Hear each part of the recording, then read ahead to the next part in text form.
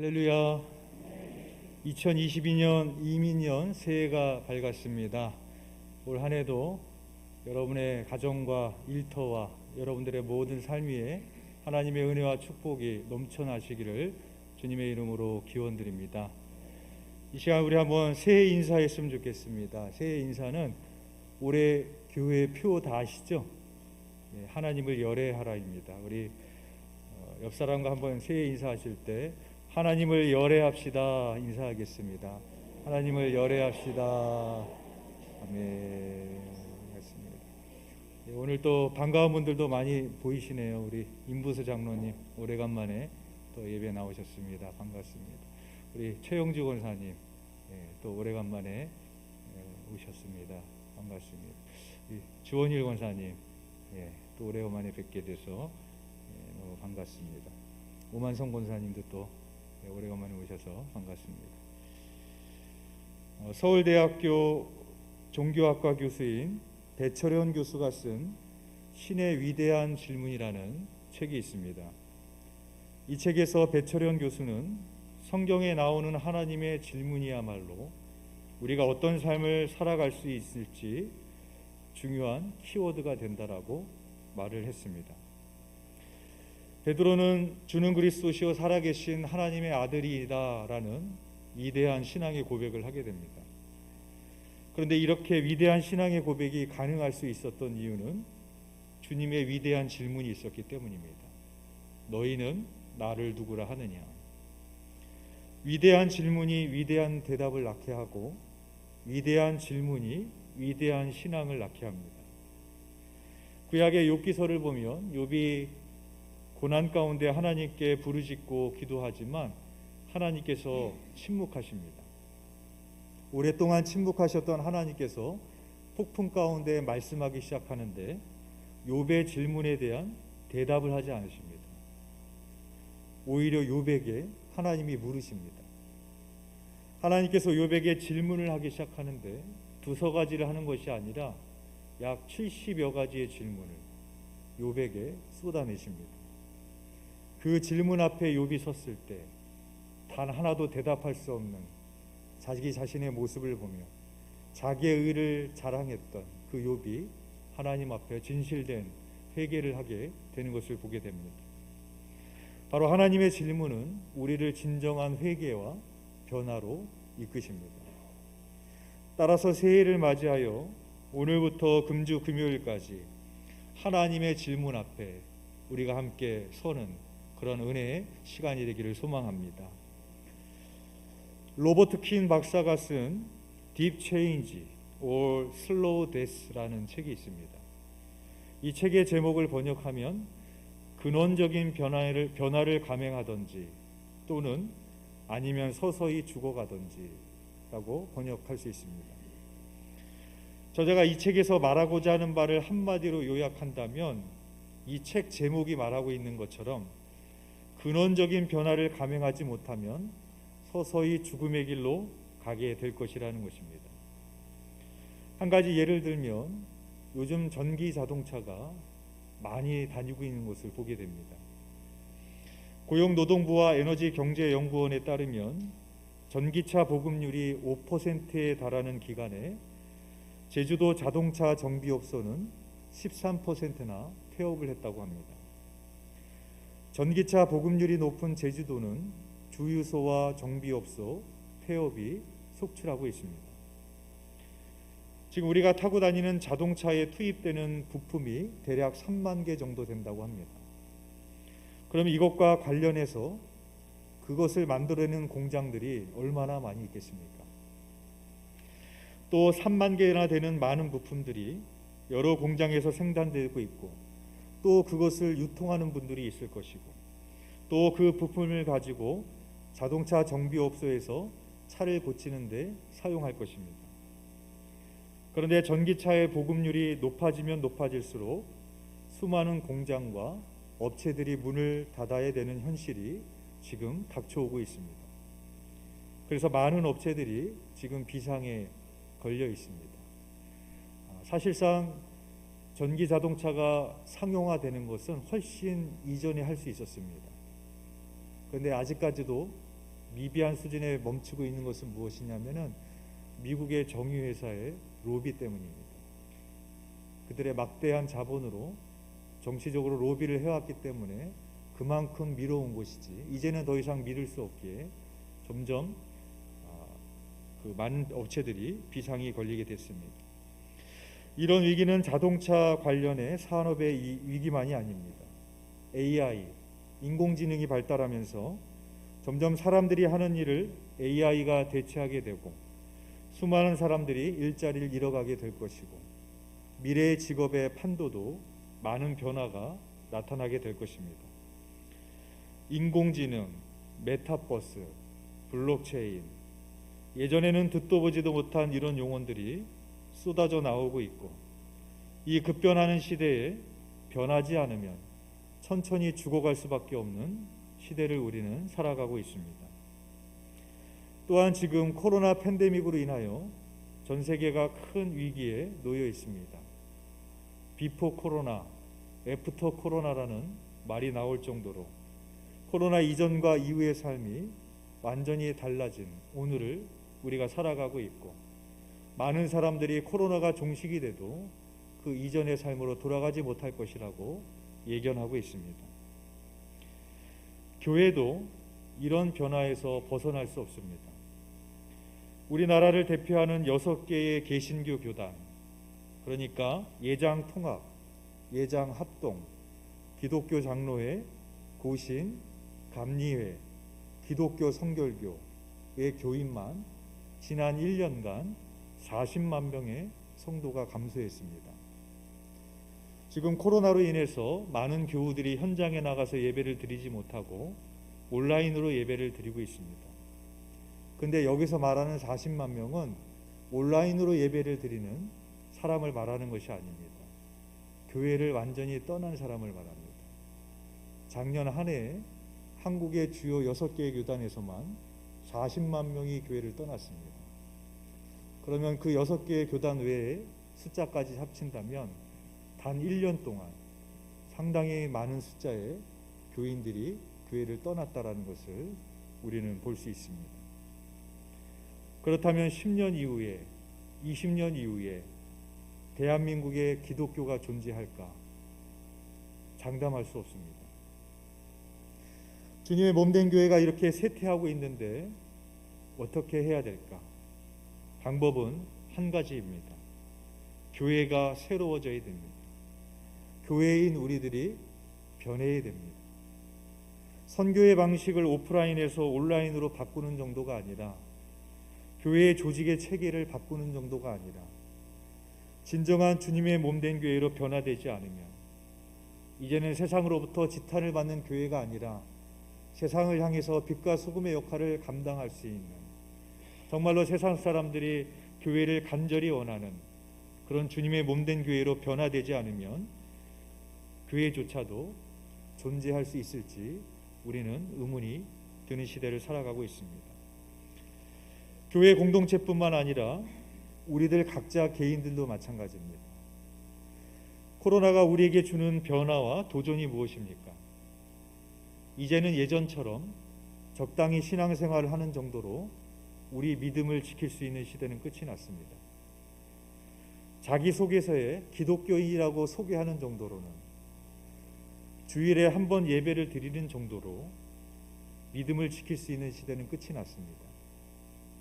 날마다 주님을 바라보고 주님의 말씀을 붙들고 하나님께 부르짖어 기도하지 않으면 마지막 때에 다시 오실 주님을 깨어 준비하는 주님의 거룩한 신부가 되지 않으려면, 그래서 이 세대를 본받지 아니하기 위하여 몸부림치지 아니하면 우리가 우리의 믿음을 지킬 수 없는 시대가 왔다라는 것을 우리는 깨달아 알아야 될 것입니다.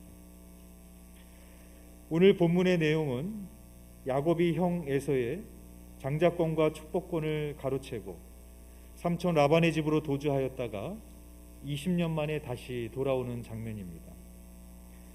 10년이면 강산이 변한다라는 그런 말이 있습니다. 그렇다면 20년이라는 세월은 결코 짧은 시간이 아닐 것입니다. 강산이 변해도 2번이 변했을 시간입니다. 그러나 형 에서의 마음은 변하지 않았습니다. 형 에서는 야곱이 돌아온다는 소식을 듣고 장정 400명을 거느리고 야곱에게 갑니다. 장정 400명을 거느리고 갔다라는 것은 화해를 하기 위해서 간 것이 아니라 죽이러 간 것이었습니다. 그래서 야곱은 두려움을 느낀 나머지 지금까지 그래왔던 것처럼 교묘한 술수와 방법을 총동원합니다. 형의 환심을 사기 위하여 충분한 예물을 준비하기도 하고 가족과 소유를 두 떼로 나눠서 에서가 한 떼를 치면 남은 한 떼를 살리겠다라는 치밀한 계획을 세우기도 하고 야곱은 그 무리가 이동할 때 종들을 맨 앞에 세워서 형의 마음을 먼저 살피게 하며 맨 뒤에서 따라갑니다. 그리고 야곱은 종들과 가족과 가축들을 먼저 강을 건너가게 하고 이제 홀로 남았습니다.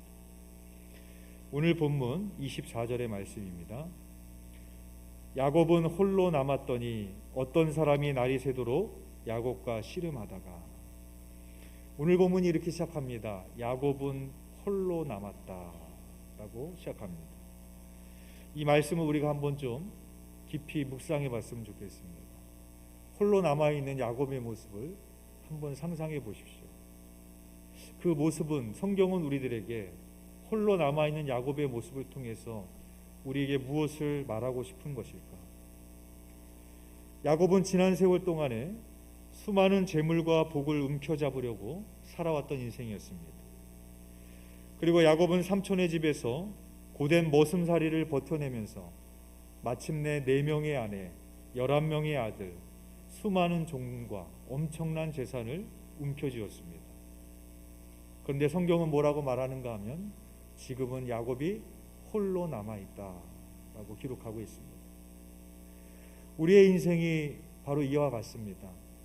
야곱처럼 수많은 세월 동안에 무언가를 움켜잡으려고 바쁘고 정신없이 살아왔지만 또 실제로 많은 것을 얻고 많은 것을 소유한 것 같기도 하지만 전도서에 나오는 솔로몬의 고백처럼 모든 것이 헛되고 헛되며 헛된 것을 보게 됩니다. 또한 내가 많은 것을 움켜쥐려고 할지라도 결국 우리의 인생은 홀로 가는 인생이요 빈손으로 왔다가 빈손으로 가야 되는 인생임을 홀로 남아있는 야곱의 모습을 통해서 보게 되어집니다. 또한 야곱이 홀로 남았다라는 것은 우리가 하나님 앞에 서게 되는 그날에 나의 소유나 내가 이룬 성공이나 내가 쌓은 업적으로 하나님께 평가받는 것이 아닙니다. 우리는 그날에 나 홀로 하나님 앞에 서게 됩니다. 서울 남연의 감독이신 김정석 감독님이 연예 실행부 회의에서 이런 설교를 하셨습니다. 본인이 하나님 앞에 갔을 때 내가 인생을 통해서 이룬 것이 무엇이냐 라고 물으신다면 나는 뭐라고 대답할 수 있을까? 여러분이라면 뭐라고 대답하시겠습니까? 내 인생을 통해서 너는 무엇을 이뤘느냐? 하나님이 물으신다면 여러분 뭐라고 대답하시겠어요? 그 감독님의 말씀이 제가 감리교 남년의 감독이 돼서 감리교를 이끌었습니다. 감독으로서 이러이러한 일들을 했고 이런 선교를 했고 이런 구제를 했고 광림교회 담임 목사로 이러이러한 일들을 했습니다. 이런 것들을 말할 수 있을까? 그럴 수 없더라는 것입니다. 감독님이 하시는 말씀이 내가 하나님의 앞에 갔을 때 네 인생을 통해서 이룬 것이 뭐냐라고 묻는다라면 대답할 수 있는 것은 한 가지밖에 없더래요. 그것은 무엇인가 하면 저는 예수 믿었습니다. 그 한 가지밖에 대답할 것이 없더랍니다. 야곱이 홀로 남았다라는 것은 우리가 아무것도 가지고 갈 수 없는 빈손으로 갔다, 빈손으로 가야 되는 인생임을 보게 되어집니다.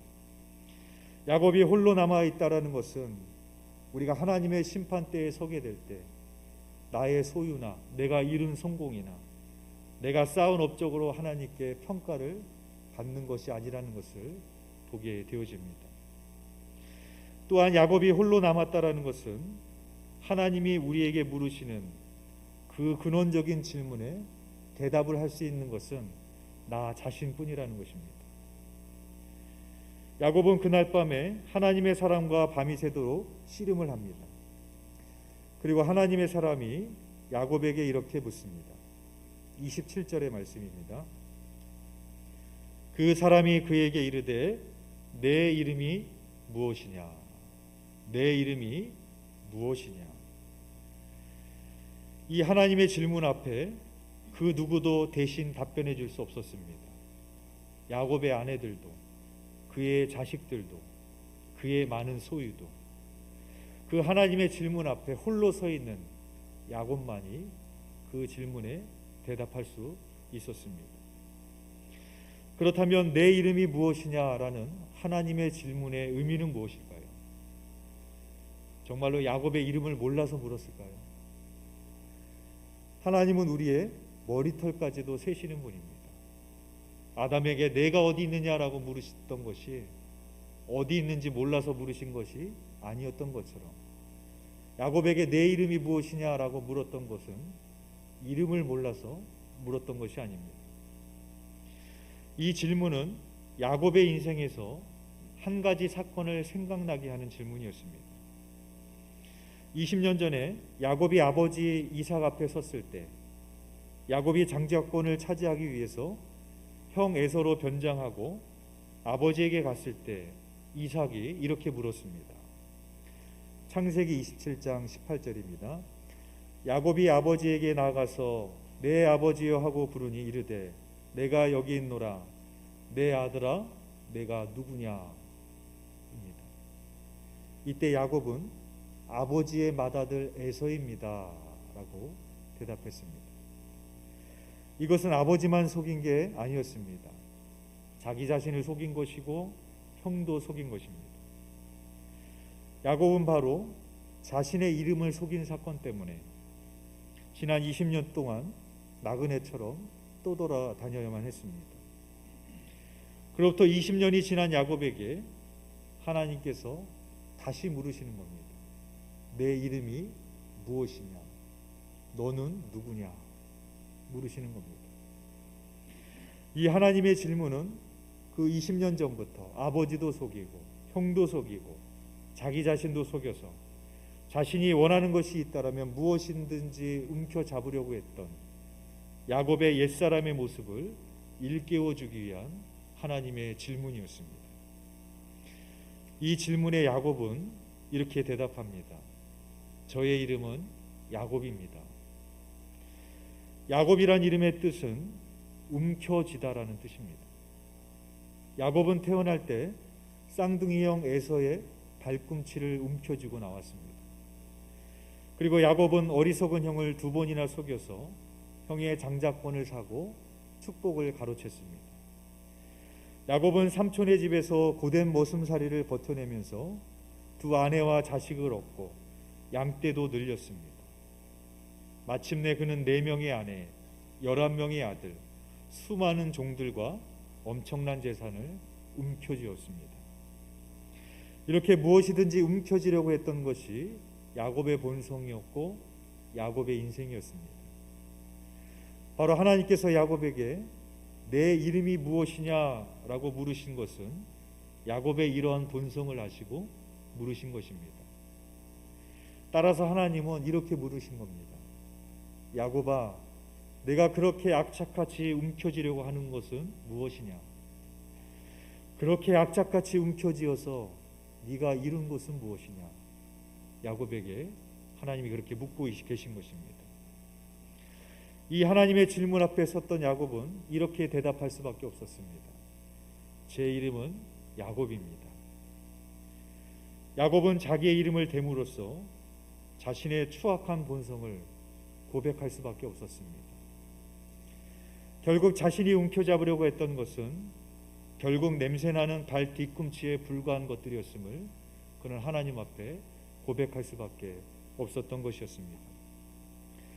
그리고 그날 밤에 하나님의 사람과 밤이 새도록 씨름을 하다가 하나님의 사람이 야곱의 환도뼈를 쳐서 위골시킵니다.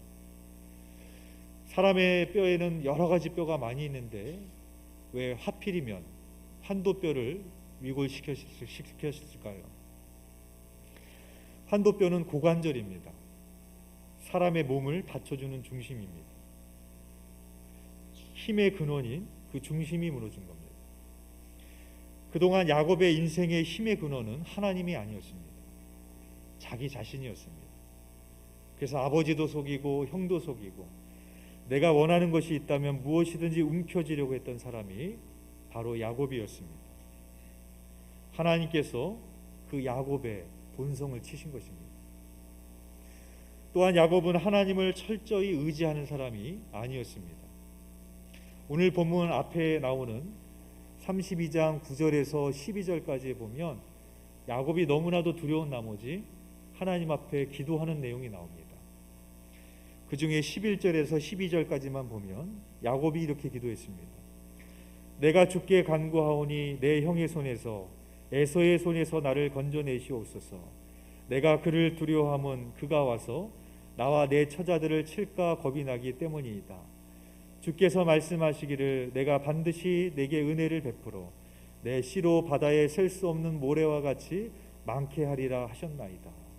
야곱이 이렇게 기도했습니다. 야곱은 하나님 앞에 간절히 부르짖어서 기도도 했고 하나님이 주셨던 약속의 말씀도 다시 한번 떠올리면서 그 약속의 말씀을 기억하기도 했습니다. 그런데 13절 이하로 넘어가게 되면 그렇게 하나님 앞에 기도했던 그 야곱의 모습이 또 상반되게 드러나게 됩니다. 13절에 보면 형 에서를 위하여 예물을 택했다라고 말하고 있습니다. 말이 좋아 예물이지 매물입니다. 형의 마음을 사기 위해서 야곱이 했던 것은 뇌물을 준비했고 16절에 보면 그 종들에게 그것을 맡기고 나보다 앞서 건너가라고 이야기를 합니다. 즉 너희들이 먼저 형의 동태를 살피라고 종들에게 주문을 했던 것입니다. 야곱은 어떤 사람인가? 하나님 앞에 기도했지만 결국에 내 생각대로 살고 내 방법대로 사는 사람이었습니다. 기도 따로 삶 따로 신앙 따로 삶 따로입니다. 우리들의 모습이 야곱과 같죠. 하나님 앞에 열심히 기도하고 간구하지만 다음 날이 돼서 현실 앞에 나가게 되면 기도했던 내용은 온데없이 사라지고 그 믿음은 온데없이 사라지고 하나님은 온데없이 사라지고 결국에는 내 방법, 내 생각, 내 능력대로 문제를 대처하고 내 방식대로 살아가는 야곱의 모습을 우리가 내 자신에서 보게 됩니다. 야곱은 바로 하나님께서는 바로 그런 야곱의 본성을 치신 겁니다. 그래서 한도뼈가 위골된 야곱은 쩔뚝거리면서 걸어가게 됩니다. 그런 야곱을 하나님께서 이름을 바꿔주시는데 이스라엘로 바꿔주십니다. 이스라엘이라는 이름의 뜻은 하나님과 겨루어 이겼다라는 뜻입니다. 그런데 이스라엘의 어원을 보면 하나님이 다스린다, 하나님이 보호하신다 이런 뜻이 되는 겁니다. 다시 말해 그동안에 스스로 자기 자신을 지키고 보호하려고 했던 야곱이 아니라 이제는 하나님의 다스림과 보호 가운데 살아가는 존재가 되라고 하나님께서 그 이름을 바꿔주신 것입니다. 이스라엘은 자신의 강함으로 이루어진 나라가 아닙니다. 세상에서 가장 보잘것없고 가장 약한 곳이 바로 이스라엘입니다. 하나님께서 그 이스라엘을 택하여 주시고 사용해 주셨습니다. 아브라함의 자녀인 우리 또한 이스라엘입니다. 내가 이스라엘입니다. 그렇다면 우리 또한 어떤 사람으로 변화되어야 되겠습니까? 나 스스로 자기 자신을 지키고 보호하는 사람이 아니라 내 생각과 내 판단, 내 방법대로 살아가는 사람이 아니라 하나님이 친히 다스리시고 보호하시는 사람이 되어야 됩니다. 그래서 사도 바울은 이렇게 말했습니다. 고린도후서 12장 10절의 말씀입니다. 그러므로 내가 그리스도를 위하여 약한 것들과 능욕과 궁핍과 박해와 곤고를 기뻐하노니 이는 내가 약한 그때의 강함이라 라고 바울은 말했습니다. 내가 약한데 어떻게 강할 수 있겠어요? 그 바울의 고백은 뭡니까? 그 고난 가운데 나는 한없이 연약하고 약한 존재지만 그 약함 때문에 강함 되신 하나님을 붙들기에, 그 강함 되신 하나님만을 의지하기 때문에 철저히 내 자신을 비우고 그 하나님만을 내가 붙들기에 내가 강하다라고 바울은 그렇게 말하고 있는 것입니다. 여러분, 어떤 사람이 진정으로 강한 사람이겠습니까? 하나님 앞에서 나의 연약함을 고백할 수 있는 사람입니다. 하나님 앞에서 나의 무능을 고백할 수 있는 사람입니다. 그래야 하기에 내가 아무것도 할 수 없기에, 내가 아무것도 아니기에 하나님만을 의지할 수밖에 없고 하나님만을 바랄 수밖에 없고 하나님 앞에 내 인생을 올려드릴 수밖에 없는 그 인생이 바로 진정으로 강한 자가 되는 것입니다. 2022년 이민년 새해가 밝았습니다. 사람들은 새해가 되면 새로운 달력을 집에 걸어놓고 새해 맞이를 하기 위해서 보신각 종소리를 들으러 가고 동해 일출을 보러 가기도 합니다. 또 여러 가지 새해 행사의 모임에 참석을 하면서 새해를 기다립니다. 그러나 그렇게 한다고 새로워지지 않습니다. 솔로몬은 해 아래 새 것이 없나니 하나도 없다라고 말했습니다. 진정한 새로움은 오직 하나님께로부터 오는 것입니다. 진정한 새로움은 오직 하나님과의 바른 관계를 통해서만 우리가 새로워질 수 있는 것입니다. 사랑하는 교회 여러분, 2022년 이민년 한 해가 야곱이 이스라엘이 되는 한 해가 되시기를 바랍니다. 내 이름이 무엇이냐 라고 물으시는 그 질문 앞에 우리의 추악한 본성을 하나님 앞에 고백하고 오직 하나님만을 나의 피난처로, 나의 방패로 삼으며 살아가시는 저와 여러분이 되시기를 주님의 이름으로 축원드립니다. 이 시간에 오늘 말씀을 생각하며 이 시간 좀 함께 찬양하고 기도하는 시간을 갖기를 원합니다.